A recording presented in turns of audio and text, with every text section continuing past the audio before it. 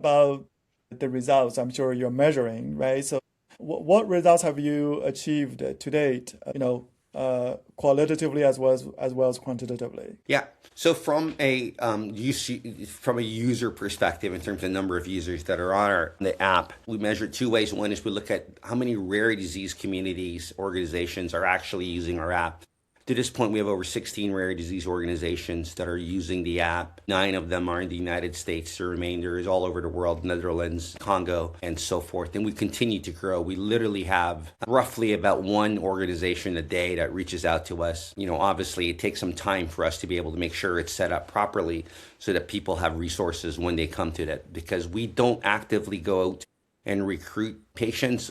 That is actually the job of the rare disease organizations or advocates to be able to do that. It's their populations that end up using our particular platform at this point. To date, we have 4,827 patients that are on the platform, as of about an hour ago, that are That's good. using the platform for the purposes that I talked about. We launched on February 28th, which is Rare Disease Day in the United States. And again, no So less advertising. than 2 months. Part, Less yeah, than 2 months. yeah, Yeah. no advertising or anything of that nature. Clearly we've tested that a year and a half ago and so forth. I've been working with rare disease organizations, so it isn't like an overnight got 4,000 people. I just Sure. want to make sure that we're clear about Yeah. that. From a outcomes perspective, the couple things we measure.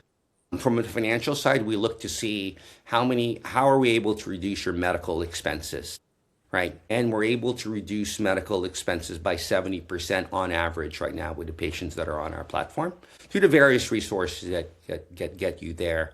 We have 26 cities now that are using our platform as a resource from a 211 standpoint. 211 is the number you dial to be able to get social services when you need it in a specific city, funded by United Way. This is an amazing job of funding those resources, and other great nonprofits fund that resource across the United States. So we're hoping to continue to grow that particular point. In the area of social isolation, we obviously objectively measure social isolation using a particular methodology. It's the Duke Social Support Index to figure out exactly how objectively social isolated somebody is. It's a difficult measurement.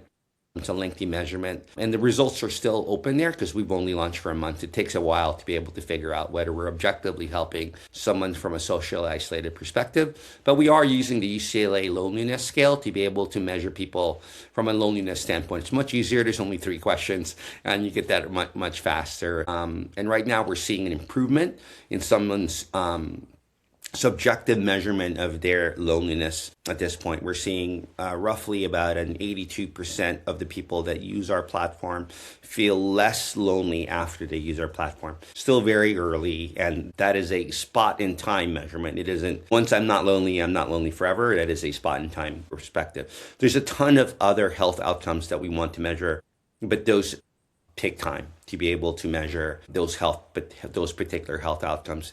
Outcomes, for instance, like when you visit a doctor, do you feel that the doctor is much more prepared in that particular visit with you, which is a really important outcome to measure. Those are things that we're still currently measuring at this point. And obviously, ultimate health outcomes. Can't Depending on the disease, there is no cure for many of them. 95% don't have a cure. So it's just looking at measuring quality of life. And so we do have quality of life measurements that are constantly monitoring at this point as well.